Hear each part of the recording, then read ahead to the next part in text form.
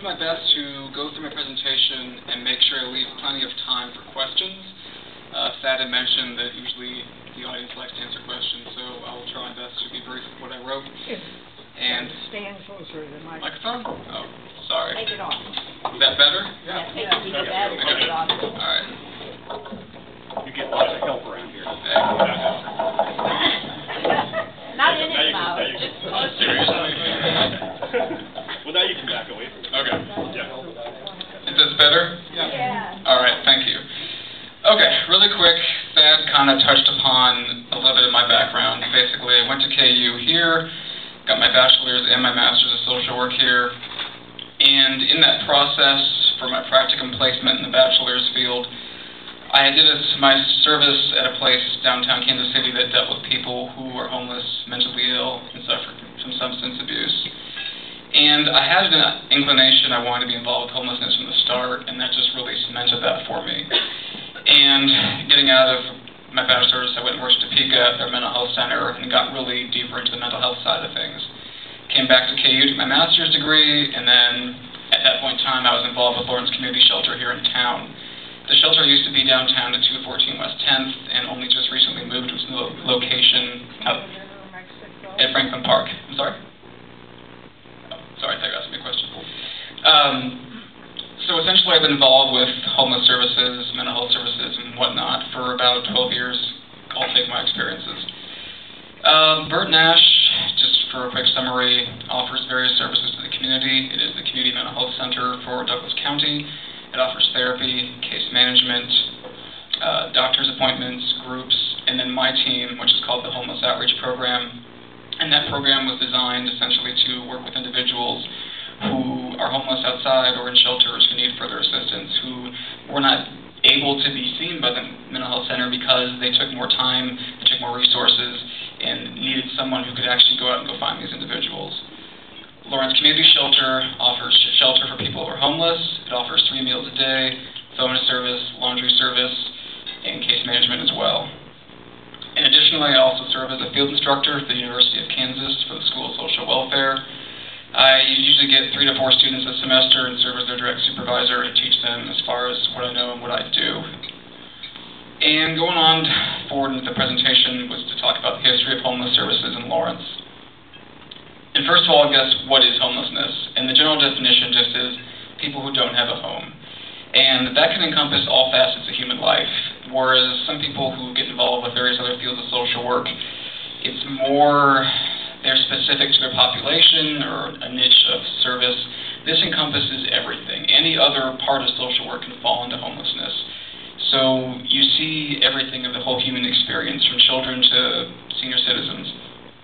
And the stereotype of people who are homeless always, typically, is, lazy, drunk, get a job. But that's, of course, not the case. We've always had people who are homeless. It's just an issue of poverty that exists in our system, how we operate. You can even find old articles in the journal World one time, the early 1900s, talking about homeless problems. I mean, just showing that even in this city, the attitude, the realization that there is poverty in this city and that some people just don't want to deal with it or find a way to make it blind to themselves. In terms of the history of our community shelters, Salvation Army used to be the main shelter in town, and it operated that way for many years downtown. And they had a specific rule. You had to be breathalyzed when you came in. You could not come in intoxicated. And that was a problem for people who were homeless and drinking, because for some individuals, if you're homeless and your life is horrible, you're going to get drunk. I mean, what else are you going to do? And for some people, you can't blame them. If you hear their stories, the horrible things they've been through, the depression, the loss, they cope how they have to survive. And Lawrence Community Shelter opened up as Lawrence Open Shelter early 2000s. And its initial mission was to be an open shelter, meaning you'd come in intoxicated or sober, and that they would accept you simply because you needed a bed and you were homeless. And these both shelters operated just 2 blocks from each other for many years. And Lawrence Community Shelter expanded, got a few more beds from 21 to 33, 33 to 50-something, and then up to 77. And then eventually Salvation Army got out of the shelter and nighttime side of their operations. They still are there, but they just don't do a nighttime shelter anymore. And when that happened, the extra individuals at Salvation Army came to Lawrence Community Shelter. They became the primary shelter of Douglas County. And that made our numbers go way up. We started serving families and children, which previously we had not done. So that offered a lot of changes to how the shelter operates. And now, where we're at, since we moved, we have to take 125 people. And we are full almost every night. We actually, some nights already have turned people away who've been so full. If it's below freezing, there's sometimes use some wiggle room, but if it's not, you can't do it. Due to fire code and city regulations, that's the rules. And I would say the numbers have changed dramatically since we moved. It's been very much, the people always said, you know, if you build it, they'll come. Well, they were already here. They just had other places to go. They could crash on a friend's couch or sleep outside. But once we realized we had all this extra space, people that wanted shelter, maybe didn't feel safe at the downtown location, didn't like the downtown location, they all came at the same time to our new building. So it is being used by many people every day. The past few days we've been up to around 110, 115, but we're close to full all the time. In terms of outreach services, what my job is, Monday through Friday, I work at Bert Nash on the homeless outreach team. And basically that team was created by the Mayor's Task Force on Homelessness. In 2005, they made their final recommendation. It was like 20 points of how to make the city of Lawrence more better and more serving toward the homeless population. One of those points was to create an outreach team of 4 caseworkers to work with the homeless population in Douglas County. The other 19 plus points didn't really all get done. So they basically gave everything to us without any more resources, so we just have done the best we can with what we have to do. A lot of what we do is basic case management, get people to appointments, drive people in our cars, go in the woods and look for people, develop trust, just slowly for some people who don't want services. You don't have to be mentally ill to work with our program. You can just be homeless and have no mental health problems. We're just housed at Bert Nash because they had the infrastructure to give us an office and equipment to make that work. That was part of how our grant worked. We do have people, of course, who do have mental illness, but some people see the name Bert Nash and think, oh, we don't want to work with them, but they eventually learn that they don't have to be afraid of us that way. So that's that job there. My other job, Saturday and Sunday, I work at Lawrence Community Shelter. I worked there for almost 2 years prior to going to the outreach team, and then I went back there for the weekends. So I work 7 days a week. I'm pretty much as involved in this as I could be as far as living at the shelter myself. And on the weekend, I serve as a weekend monitor there in terms of making sure everything runs smoothly. It's me and one other staff member and 125 people. And minimizing crises, making sure people get what they need in the daytime, appointments, basic paperwork, what have you. So I'm busy. Without going back to the Mayor's Task Force, I just wanted to mention really quick the issue that was appointed by the City Commission, and just to mention, I didn't know who I was speaking to today. I thought maybe I'd be speaking more to younger college-age people, perhaps. So I was going to mention the issue of the City Commission in here. If you aren't aware of it, but I'm guessing more of you maybe are, that there's 2-year elections. We just had one, and it's every Tuesday at 6:35 at City Hall. The issue of the government being more involved locally, 2 kind of newer things in the past 5 years. There's one system, it's called HMIS. It stands for the Homeless Management Information System. It is a database to collect information of people who are homeless, basically because the government realized, in terms of like knowing where people live, they know where all of us live. If you have an address, they can find out where you are. They can count people. But the homeless population is really difficult to track. So they created this database nationally to get an accurate count of how many people are out there and where they're living at and how they're moving and accessing services. And going along with that is something that I take part in every other year, which is called the point in time count, where myself and other coworkers go out into the woods or wherever and look for people, have them do a survey. It's basically a homeless census to get an accurate number, demographics, age, veterans, how many income source, previous jobs, things like that. Moving on in the presentation, I mentioned causes of homelessness, and that those vary all over the map. A few I can touch upon: mental health for one, just people who have a mental health episode or a breakdown where their life just falls apart, and that often results in hospitalization. And when you get back out, if the supports aren't there, if you didn't have any supports to begin with, there's not much else to go back to. And the whole issue of deinstitutionalization, which kind of came about 20, 30 years ago, pushed all the people who were hospitalized out, thinking, well, let's get them back in the community so they can have a more valued and productive life. But not all the stuff was there to give them the valued, productive life. They just pushed them out and were left with nothing. And that made it really difficult, and that's why there has always been kind of this high percentage of people who are homeless who have mental health symptoms. And typically, you know, the biggest ones I see are bipolar, schizophrenia, mood disorders. Those just being the most common, I see that at the shelter the most as well. Substance abuse as well. Addiction can just ruin your life. I've worked with people who had more money than I'll ever make in my life, but drugs just ruin them, ruin their bank account, ruin their family, ruin their physical health, unable to function in society. And eventually you get so bad, you just fall down to the bottom. And typically here, it's alcohol, it's marijuana, it's methamphetamines, it's heroin. It's all out there being used by people on a pretty consistent basis. And then you have individuals, of course, who have dual diagnosis, meaning they have substance abuse and mental health problems, which, of course, is which one is causing which, and they self-medicate. And then to treat that effectively, you have to address both effectively, because if you don't, you're not going to really give them the adequate treatment they need. Other causes of homelessness recently, I would also go back to the 2008 recession in the stock market, in terms of there's been a lot more first-time homeless versus chronically homeless.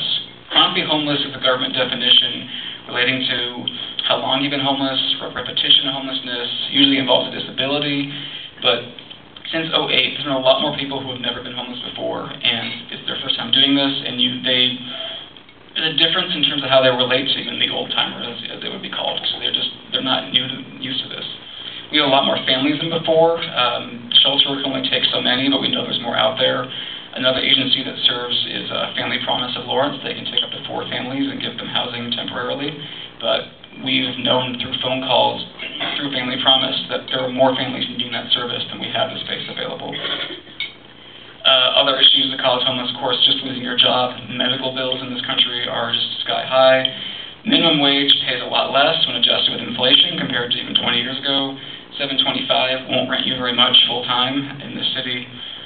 Food prices, gas prices, and we still pay our wait staff $2.25 an hour or so, which I think is ridiculous.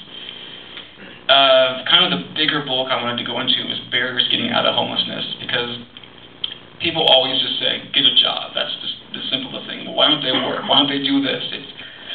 You can lose everything in a day, but it takes a lifetime to build it back up. Just like a building, you can blow it up with 5 seconds of dynamite, but you've got to build it. So it takes time. And there's so many ways why it's so hard to get out of homelessness, and I just kind of did my best to list what I could. Legal matters, first of all. Just people who are felons or sex offenders, you can't do much with your life with some of those labels, because people won't allow you to. I mean, we've created this way where we say, you have this label, so therefore we're going to prohibit you from all these things. But then if they can't do those things, what are they supposed to do? For example, sex offenders can't stay at the shelter because there's children there. Well, if you're a sex offender and have no money, where do you go? You have to sleep outside. There is no other unless you have money. And same with felons who can't get jobs. They can't get hired. They can't get the income they need to house themselves, so they're stuck at the shelter. So if we want to, as a society, give these labels and keep punishing these people, okay, but we have to figure out that's only part of the problem. How else are we going to help them become better people? Because just giving them a label and punishing them doesn't help them in any capacity. The police have been a lot better in recent years. They used to be not as good. There was a time when we would call them for help, for backup at the shelter, where really the police weren't versed in homeless services, mental health, and it made things worse a lot. And as staff, we actually dreaded calling the police. But they've been a lot better. Bert Nash offers a mental health first aid class, and I know a lot of the police force have gone to that. And there's been a significant difference in how the police treat the homeless population. I commend them for their improvement, absolutely. Camping is a huge issue with the homeless in terms of being able just to be self-sufficient. You cannot camp in Lawrence legally if it's on private property. Unless you're paying somewhere like Clinton Lake, you have to pay, or you have to have a camping permit, what have you.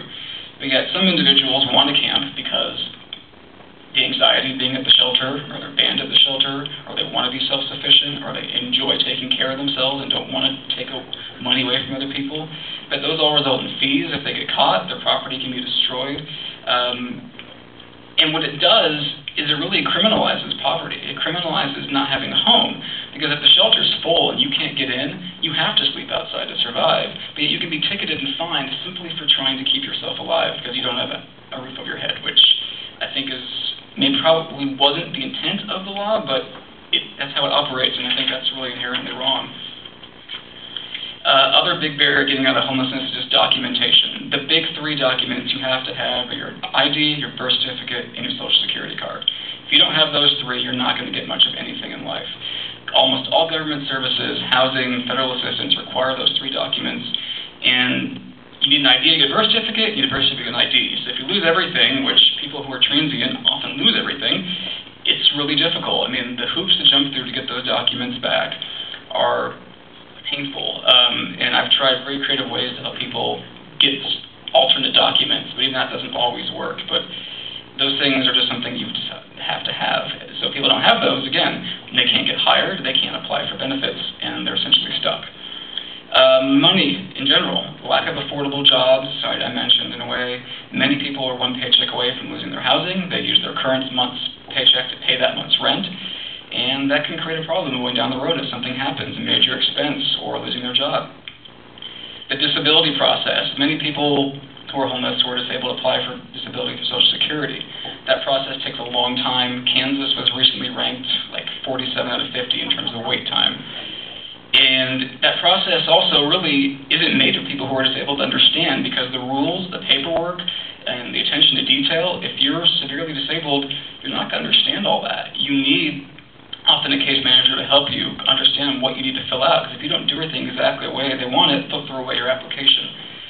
And again, the people who are homeless aren't known for their organization and paper filing skills. That they want all their medical doctors. We want to know what day you went to this hospital, what day you lived here.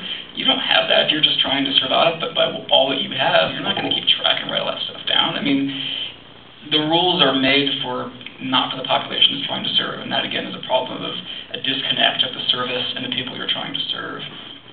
Many services also are too specific for who they want to serve. You have to be this person with this condition, for this, and with blue eyes or something. I mean, the person who just lost their job, has no mental health problems, and no substance abuse problems, doesn't qualify for many programs. Some of the other people may, because they don't have those other issues. So the specificity and targeting of who to service sometimes also ends up excluding other people from being served.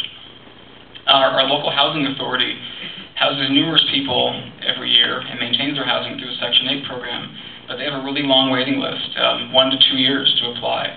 And some people just give up and don't care. Some people that will complain, well, I see the same person at the shelter all the time. They're waiting on their Section 8. They're waiting on their disability. It can take 2 to 3 years for all that to come through, and there really isn't much else they can do except just wait.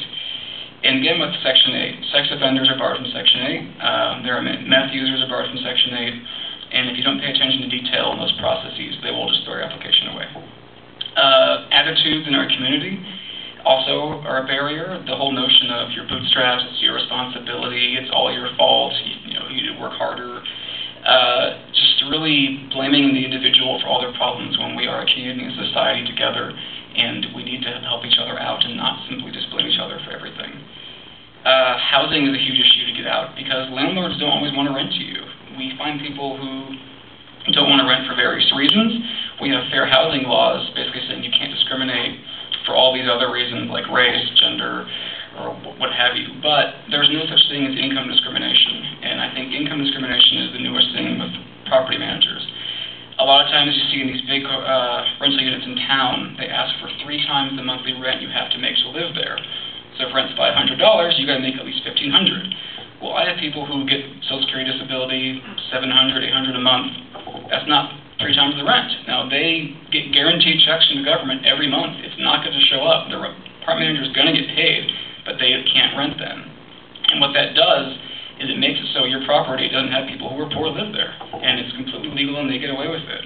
And so often our clients have to settle for kind of more cheap housing, which isn't as safe, it's dirty, and it's not not good for them, and many of the people we work with have a history of noise violations, evictions, and these are all things that keep you from being housed.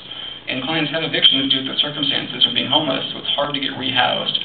So a lot of what our team has to do is work with certain landlords we know and communicate with them. This is the person we're working with. This is their situation. We help them out. Can you give them a chance to rent them? And we will continue working with them to at least hopefully get that process started to prove they can be a good tenant and not just judge them by their past. Lords does not operate on a housing first model, which is a different model of serving the homeless. It's worth mentioning because some other communities do, and there is a lot of benefit of it. And that model basically is when someone who's homeless comes to the shelter, you just house them right away. You put them in an apartment because they're not going to work on bettering themselves, so they have stability. It kind of goes back to the Maslow's hierarchy of needs of food, clothing, and shelter. And many of the communities that have done it have shown great success, and that people can then focus on their lives instead of having to wonder, where am I sleeping? What am I going to eat tonight? They already have that. But you'll hear criticism that it encourages them to drink or gives them a free place to do drugs and kill themselves. So it's kind of been a newer issue the past few years, but it's just something worth mentioning. And as well, just being housed doesn't solve all your problems.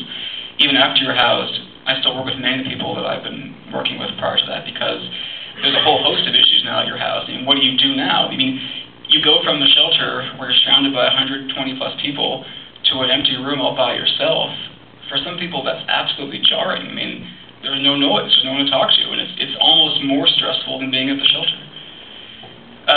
Employment's really difficult. Many jobs won't hire people because they're homeless. If they see your application as the shelter's address or the shelter's phone number, they often will just throw it away. And employers have admitted to doing this, even though it's illegal. And so clients often have to find someone else to use an alternate address, an alternate phone number, just so they can at least have their application looked at and be given a fair shot. The job market's really competitive. I worked with an individual I knew who had a seizure shortly after starting her job, and her boss fired her because she didn't say she had seizures when she applied. It's just kind of ridiculous that, you know, you don't want to tell your employer you have this condition because you want the job and there's other people out there, but you're thrown to the bus for it anyway. And back to the bus with employment, there's no bus service on Sunday, so it's pretty much good luck getting to work on Sunday for people who work at the shelter, and it's really difficult for them. Healthcare, there's no healthcare coverage for many of the people we work with, so they use the ER for all their doctor's appointments. That racks up massive medical bills. When they get them in the mail, many of them just open them up and show them to me and then just throw them in the trash because they're never going to pay them. I mean, they're just ridiculous amounts. Almost so many clients are on medications. They are expensive. What if they lose them? And the whole notion that medications and pills can fix everything, but they're only a part of the process. I've seen medications do amazing things for people with mental health problems, but you have to do more than just medication, and some people are misinformed in how powerful those pills can be. And just a huge barrier of being homeless is just morbidity. People who are homeless always have a high rate of death because poverty kills in general. Poverty is a lack of access to health care, nutritious food, safe living environments, and your health will deteriorate through the experience. And, you know, I personally had well over 30 people I've worked with in the years die, and I can't count anymore, but it just happens. It's a part of life. It happens to this population. I want to touch upon the issues of changes to the shelters, moving them downtown. The moving process took years. We looked at countless buildings, numerous meetings, committees, city commission meetings. For some of you that may or may not have been there, they were exhausting. But we have this new building, which finally, the building's fantastic. Location isn't the greatest thing in the world, but the building itself is far superior than what we used to operate with. Again, 125 beds. Transportation is still a huge issue right now. We have a local volunteer who gives rides in this room. I give rides all the time. We get bus passes from the city, but still, with that many people out there, that's not enough to get people to work or to appointments they need. And there's been a group that's approached the city to try and talk about how can we alleviate that. Either get more bus passes, could the bus stop be free for people who are homeless, what have you. It's kind of been a touchy subject with the city, but we're trying to move forward to at least figure out, because how can you take this group of people, push them to the limits of the city, and want them to somehow get back and succeed, but don't give them the tools to do it? There's not a drop-in center at the new building. The last building was a drop-in center that anyone could walk into. Now that's not the case. You can't be in the building unless you're staying at the shelter and part of the program. So people that are downtown have no drop-in. They still can go to Link for lunch. Numbers have gone down. Jubilee Cafe for breakfast. But there hasn't been really a big expression from the population requesting a drop-in as of yet. There was a lot of talk about where we could make that, how it could operate, but until that chatter kind of picks back up, that's kind of limbo to wait and see what the need is. We got through the winter really with no big flare-ups with that. A typical day at the shelter involves people getting up, breakfast at 7 o'clock, they get out of their sleeping area by 8 o'clock, lunch is at noon, dinner 6, the night shift starts at 8 o'clock, lights out at 10 o'clock. In between that whole time frame of eating and getting up and going to bed, you can either go out in the community, do all the things you need to do. Some people just stay there all day for whatever reasons, either through their condition, anxiety, not wanting to go outside, depression, what have you. Downtown business owners have expressed, I've talked to, how much quieter it is since the shelter has moved, and many of them have enjoyed it, what they've told me. For those that are still left behind, there really isn't much else to go to downtown. There's the library, public bathrooms, public coffee houses, but that's about all they can really go to downtown and walk into, is sort of having to pay money to go somewhere and use their facilities. There's still people who are camping outside, again, various reasons. Some can't be around others, don't want to be others, some prefer to be outdoors. Sometimes people think that people choose to be that way or choose to be homeless, but really it's more the case that it's the only option left, and there isn't much else that they know how to do well but that, to take care of themselves and be a survivor. Really quick, I just want to mention a few examples. I've got one individual, how long this process takes. I've worked with him for 8+ years. I didn't get him housed until 6 years, and he's been housed for 2 years.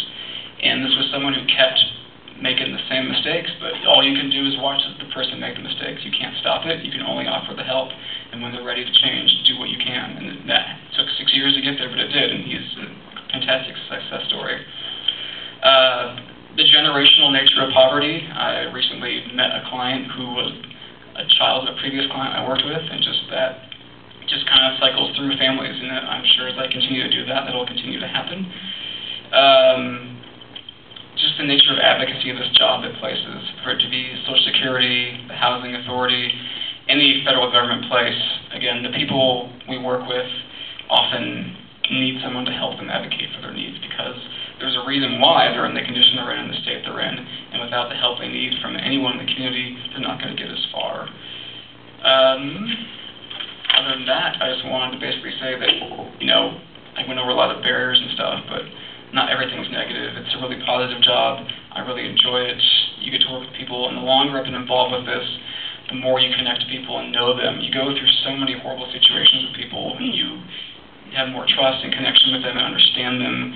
And I've worked with some of my clients for the whole 8 years that I've been in Lawrence, and you just really become a part of their family, and it is a sense of family. And it's part of the community, and it makes you appreciate the moment and uniqueness of all human life. And as far as other things you can do to get involved, again, if you were younger, I would have told you to pay attention to the city commission agenda and know what your leaders are discussing about. But other than that, that was the gist of what I had. I know you guys wanted to have questions that had told me, so please ask questions. Yes? Well, out of the 19 that you didn't get covered, what's the 2 or 3 that you'd like to see some assistance with? The main things that we didn't get assistance with that I would have loved would have been a detox center, because we do not have one. We have to take people to Kansas City or Topeka for that, which oftentimes locally services are better, because if you're in that, you can be visited, you know you're close to everybody. When you have to go far away, you leave everything behind, whether it be for 30 days or 3 days. And people sometimes don't want to do that. Or you'll get them in your car to go to Kansas City, and like, no, I don't want to go anymore, because it's a 40-minute drive, and then it really is difficult with that. And the other big one was the establishment of a mental health unit in the hospital. There used to be one in LMH years ago, but they closed that down. And same thing, we'd have to take people to Kansas City, Topeka, Osawatomie, now to get proper mental health treatment. While you're on that, yeah, right there, for anyone who missed it in a previous talk we had here, I'm going to tell them about how people get transported from LMH to Kansas City. Which way? Like the secure transport? Yeah. Yeah. If they can't find the Burt Nash staff member, or no one was on duty at the time, they'll call place called Secure Transport that pretty much put you in shackles and put you in the back of a van and transport you there, which is pretty humiliating for most people. And often, they don't need it. I mean, the 9 times out of 10, the person's willing to go, or they just can't get a ride. You very rarely you get that one person who's actually violent. And touching upon violence as well, you know, in all the years of doing this, the biggest act of violence I ever had was someone stabbed one of my tires because he was just flipping out on cocaine and was hallucinating about things I'd done and just walked outside and popped my tire. But I didn't even press charges against the police because I knew he was suffering from his addiction. I'm not going to make him pay for that back. So no. Yeah. A couple questions. How would you characterize the movement between Franklin address and downtown? What's that? What is that like? That's number one. And I know that everybody who needs the services, homeless services, street folks, whatever, are not out there. They're still downtown. Yeah. Can you characterize what that experience is like, and is that what you guys are focusing on in terms of your case management stuff now? First question, the movement. The bus is the primary method for people that can get down there. The bus, myself, my coworkers, CJ, who give people rides. So they're not walking? So some do, but most take the bus if they can. But again, the shelter only has limited bus passes per day. So there are people who will walk, and they pretty much take that back route so they don't cross the highway. But it's a long walk for people to do it. But that does happen for sure, and sometimes what you'll find is someone will make it one the other way walking, and then I don't want to walk the other way and trying to find a way back. Are they coming downtown because that's where they enjoy hanging, or are they coming downtown because they have some purposefulness to be there? Combination. There are more services downtown, things to do downtown, panhandle, and just interacts with the community. That's where people be, and people want to be around other human beings. They're not going to want to be isolated, and I think we said that from the beginning, that would still happen. And I'm sorry, you had something else at the end of your first statement? Just characterizing those folks who are still downtown, who are still chronically mentally ill, the people who don't want services, they're still there, their presence is obvious, but what characterize them and how they're being served? They're more self-sufficient. I know one guy by the railroad track somewhere who doesn't want any services. He doesn't want to use other people's tax dollars. It's his life, and he's going to take care of himself, and screw you, you know. And he refuses all help. And some of the other people just want to camp. Some are banned from the shelter. They don't have much choice. But I know other people that they like to drink every now and then, and they can't drink in the shelter. They can drink at camp. Other people want to be able to get up and go to bed when they want to. It's a varied spectrum of why people are still camping outside and why that is what they're doing here. And again, for the many people that are downtown, you can use the library still for that, for a bathroom, get water. The soup kitchen is still downtown. So there still are services downtown for them. So they're just taking care of themselves. I'm sorry. To further elaborate on why people come downtown, I mean, municipal court is one. The courthouse is down here. Many times they have court hearings that they have to go to. Penthouses down here. The thrift shop, social service thrift shop. Free help. The food pantry. Places where if people are looking and have a laptop, they can get a space to themselves for a little bit to use their computer. So people I bring downtown, I mean, it's just the whole range of Sometimes it's just to get away. I mean, you know. We could walk to the park yesterday because they just wanted to have a nice park. Is there any place they can legally camp? Clinton Park, Clinton Lake, you have to pay there. It's not free. Wouldn't that be something to aim for in the future? We have a legal camping ground? Well, actually, going back to Clinton Lake, the issue with that has always been the distance. We as a program, have paid for people to stay out there, bought them like a monthly pass. But again, transportation back into town, they're way out there. As far as the city having a legal campground, that was tried years ago through the city commission and shot down really, really fast. Yeah. What about the people that live near the river? I know in North Lawrence, and it's very clear. I mean, you can see it when the leaves are off. You can see where somebody has thatched the roof and really created a little place there. Is that illegal? Yes. Yes. If the police see them, they can give them a ticket. And if you get so many tickets, then you go to jail, and they have to pay that fine off too. But some of those structures, I mean, I've seen some amazing campsites. This one guy I saw one time, he built 4 sides of tree limbs stacked side by side like a log cabin. I mean, it was just fascinating that he took the time to make this.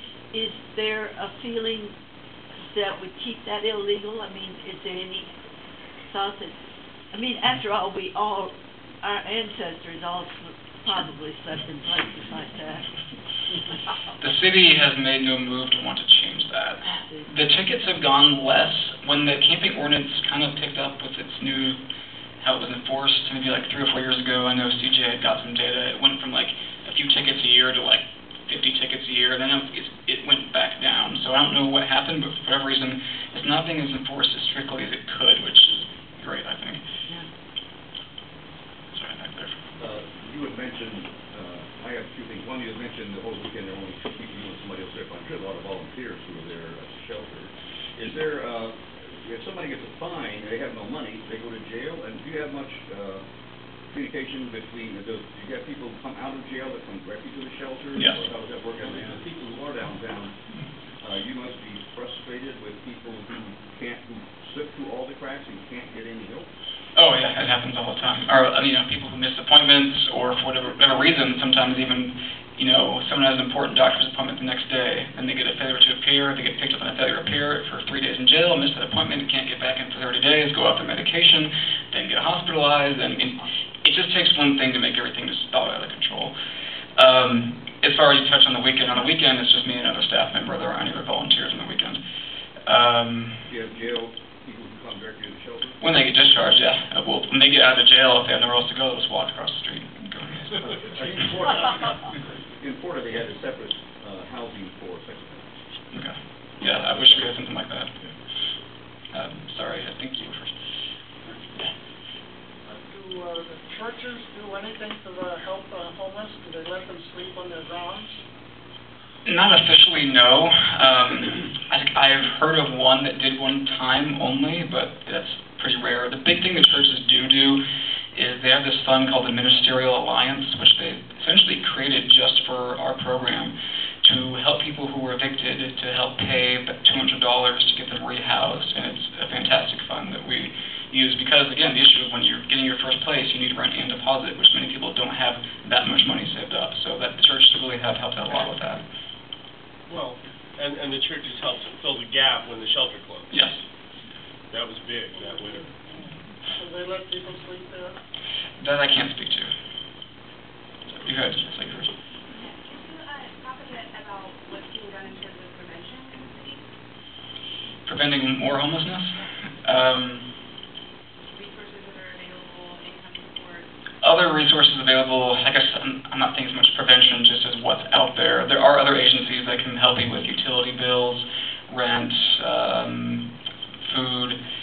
Again, it's varied and there's less money everywhere than compared to even a few years ago. The main places that people go to for those things, the Ballard Community Center, Penthouse, Just Food, Catholic Charities, they all are out there if you're low on a bill or two, if you call them. If not, they can at least direct you where to go, hopefully, as well, if they're out of money. But the money, most agencies get their money on the first of the month. And I know some places it's like a radio contest. You have to call first thing in the morning and they're out of money by like 10 o'clock. So it's tough. It really is. Yeah. Thank you for what you do. I think it's very admirable. But given the hours you work and the enormity of the problem and the inherent frustration, do you ever worry about burnout? Not for myself. I say that because I do this 7 days a week for a long time. There's days when it's tough. There's days when it's just frustrating and it's exhausting, but because you do the best you can. And I think sometimes you have to remind yourself what you and the client agree upon isn't always what happens, or they're not always happy with the outcome. I mean, you may both agree you want to do this, but then they don't like you because you did something else, and I don't want to work with you anymore. Well, I don't take that personally. That's just that's their life. I respect their self-autonomy, and that if they want my help, they have my phone number and can call me. I use my free time effectively. I'm always generally a happy person, and I'm able to do it. Yeah. Your program was started by grant. Is that money running out? It is an annual grant, has to be filed every year with the City of Lawrence. It just got filed because their social service funding comes up for renewal in May in discussion. So we just submitted the grant last week. So we'll find out in like a month. It's been renewed every year, thankfully, so far. So hopefully, yes. Sorry. Let me get you. I'll get you. Okay. Does KU do anything to help? Help our program? Yeah. No. Nothing specifically, no. The only thing I can mention is that they, through the social work department, have students, and I supervise those students, which offers us extra help. The students volunteer at Jubilee and things like that. There are those activities. Yes. Yeah. But as far as directly our program specifically, no. No, I'm thinking, some kind of programs they might be able to fund through old HDFL, whatever it's called. I can't think of the name. I don't know. You mentioned Housing First. I'd like to know what you think of the city's Step Up to Better Housing, which I hesitate to call a program because it's not sufficiently funded to be a program, more of a guideline. Yeah. Just in general, Housing First, my opinion on it? Or? Well, Lawrence has the Step Up to Better Housing program where they put people in make the emergency shelter supposedly their first priority, then transitional housing, and then regular lasting housing. I think it's hard to say what's better because everyone's different. Ideally, we'd have both, I think. I think ideally there'd be a way of figuring out kind of a certain core criteria of what would be better for some individuals and having both options. I do wish we did, but we at one point in time approached the city in a homeless commission meeting about it, and there wasn't any support really to follow up on that any further than that discussion we had at the time being. But I do think for some individuals it works both ways. It just depends. Yeah. There's a guy downtown with a sign that says homeless veteran, and as far as I talked to him once, and I said I thought there is a toll-free number for veterans to call for help for shelter. Do you know anything about that? And also, I've got the other. Go ahead. There is a toll-free number. I have it in my desk on a bouncy ball that they gave through the conference. But as far as finding for shelter, I guess they probably would refer him on to the shelter. That person, I'm not sure who it is, but they may be staying at the shelter currently. I just don't know. Some people will panhandle during the day for whatever money they can get, so it just depends. If they're a veteran and they have certain criteria they have to meet, there's a program called HUD-VASH, which was a newer program created recently to help homeless veterans find housing, and it's administered through the VA through Topeka and Leavenworth, which if that person didn't know about that, if you feel comfortable talking to them, is something I would also bring up. I think one of the stereotypes of the homeless and street folks is they have no money. And the fact of the matter is that quite a number of them have sources of income. Yes. It's not enough for a reasonable living, but they do in fact have money, and many of them use it very wisely. Yeah, the people who get disability can get anywhere from $600 to $800 a month, and for some of them, that's, if you get housed at around $500, you don't have much left for anything else, but people do definitely budget their money the best they can. Right. And you have some people who don't want to spend all that money on housing. They want to buy toys. I've worked with some people who just buy electronics and gadgets because, well, everything else is paid for, so... Or they want to have a Christmas. Yes, all the time. So it eventually takes time for those individuals to make them realize, wouldn't you rather be housed and have your own place? And eventually, so many of them do come around. It just takes time, though. Yeah. Okay, well, the discouraging thing about that is I know a good number of people at the shelter do have jobs. Some of them even approach 40 hours a week. There is no way in the world 40 hours a week and minimum wage that those people are ever going to be able to afford 40 hours a week. Working for it. Yep. Right. Just no way without having disability or some other safety net program.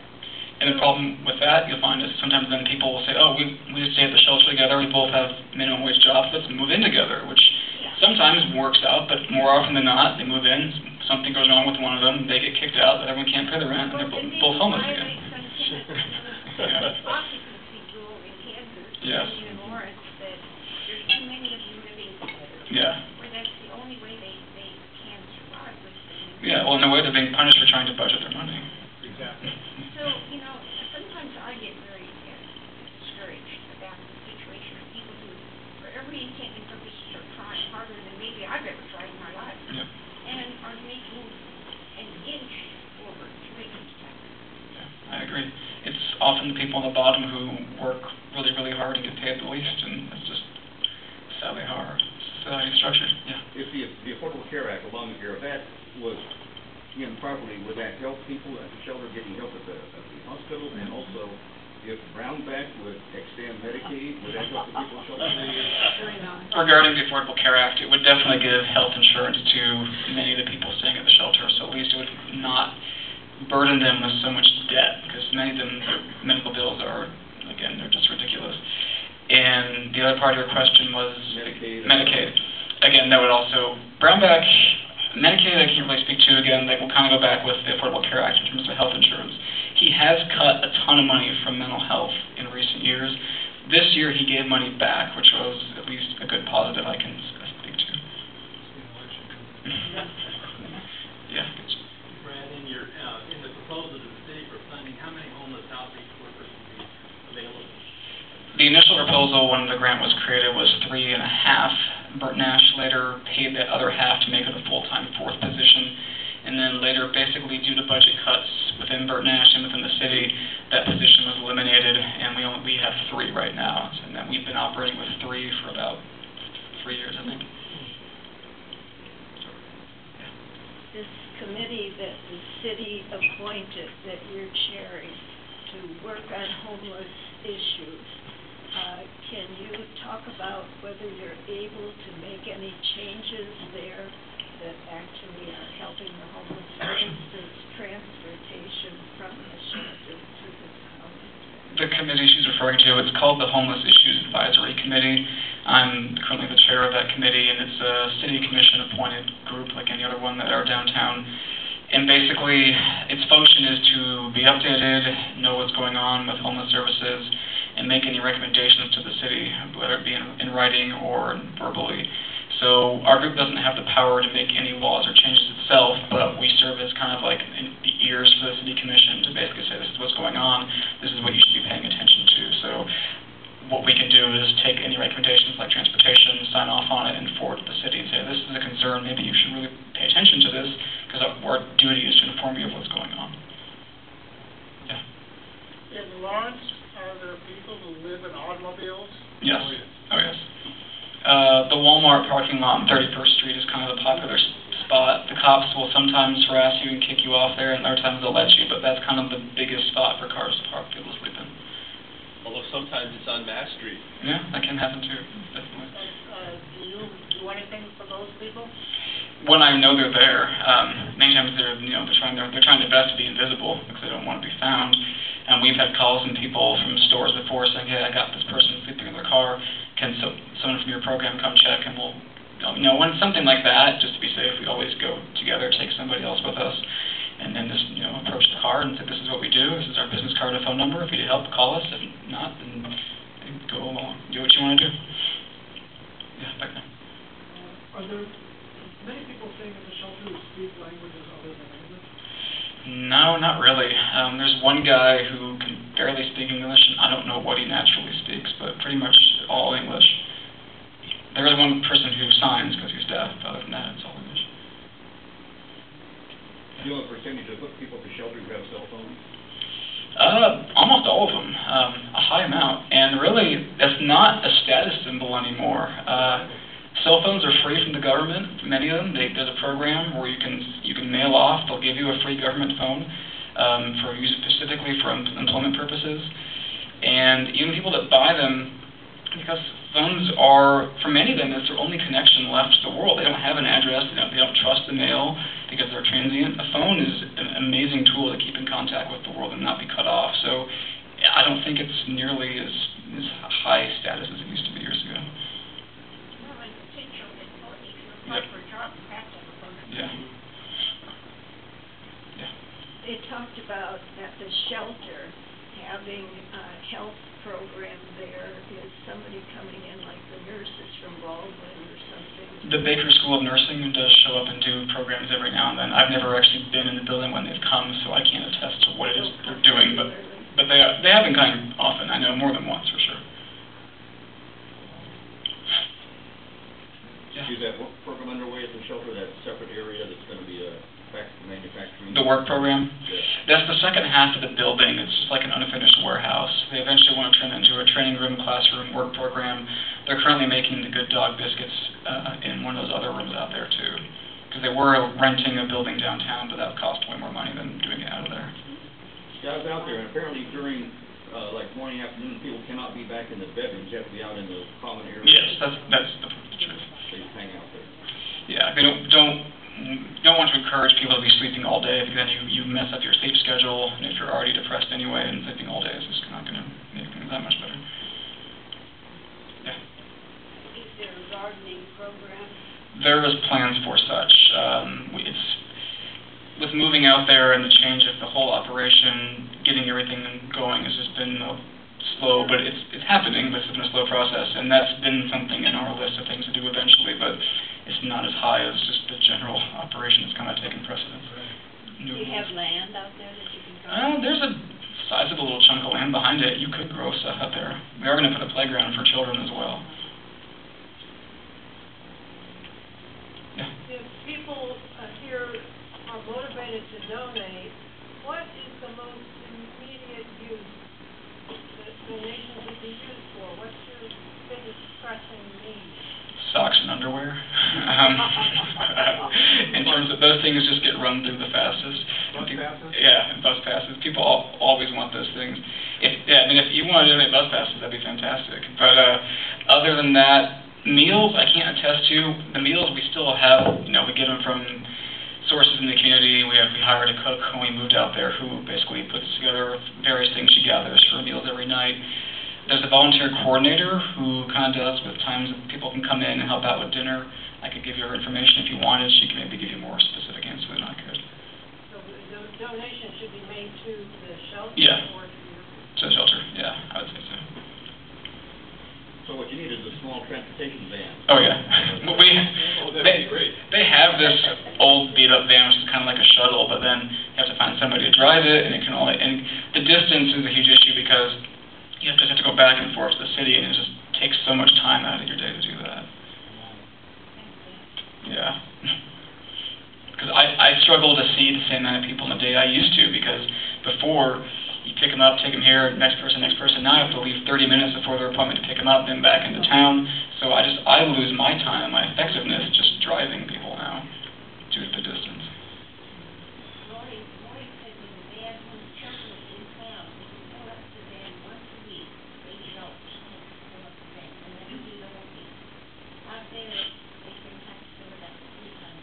Wow. Primarily use it for just families, grocery shopping, school. So, not very comfortable to use the van. So you need 2 vans with 2 drivers. Yeah. What kind of circuits do the city buses make? How often do they move back and forth? Once an hour. Oh, once an hour? Yeah, it's every hour right up front of the jail. They put a bus stop out there and we move there. Oh. The plan, I believe, would maybe be twice or at least both ways, because right now the bus can only go one direction because it can't take a left on the K-10 due to safety concerns.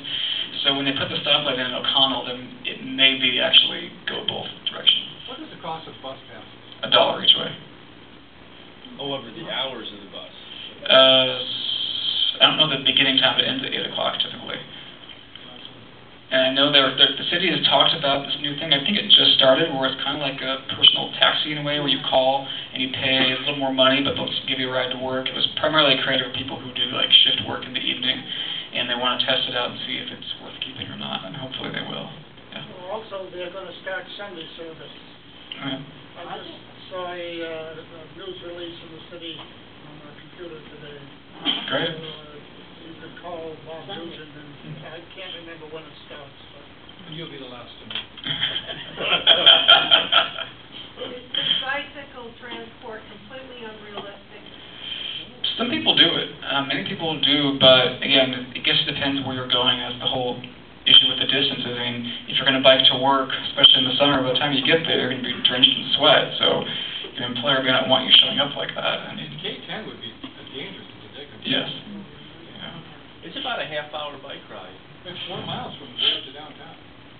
And it's in winter, the whole time we've been out.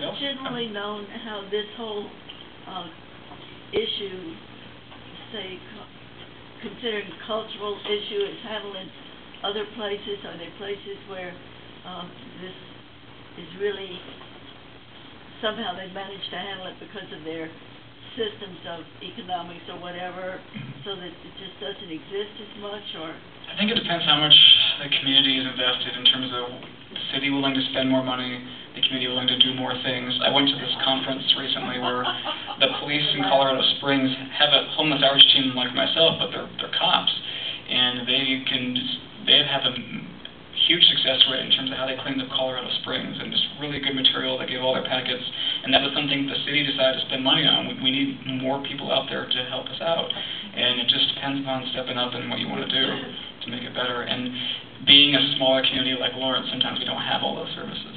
yeah. So cities tend to have the more services. More services and a higher population, so there's a greater need. It's more visible as well because of that.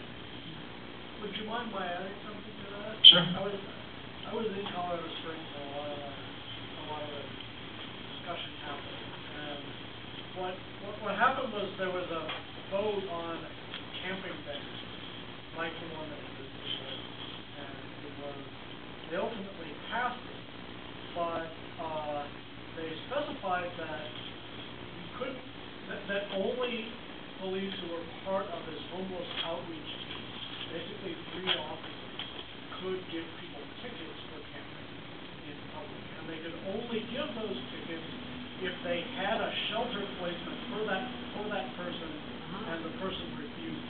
Ooh. And so now the thing about that is, it wasn't like that was a police policy. If somebody got a ticket, I don't know if they could go to court and say the cops violated the policy. See what I mean? It's just the police agreed to do that. But in practice, it seems to have worked reasonably well. The other thing they did was the city was actually putting people up in some inexpensive hotels. And that was basically, like the Orient. So that was going on. I'm not sure if that's still happening. Well, Lawrence does that too. No, the city doesn't pay to put people in hotels who are homeless, though. You what? Not recently. Not doing that for transitional housing anymore? Oh, transitional housing is a completely different subject. That's a program through the Housing Authority with money through the city and the federal government, which basically, because you don't qualify for regular Section 8, you go to transitional housing. It's not in a hotel, but it's in an apartment or what have you, and you have to be on it for 2 years and prove you can be a good renter and beef up your rental history, and then you'd be transitioned to regular Section 8 housing. They used to, I know they used to use that motel out by the airport, and then they used to use the one out on 6th Street near Dillon's. Okay. Yeah, not for transitional anymore, at least, maybe. Well, I don't think enough people thank you for what you're doing, so.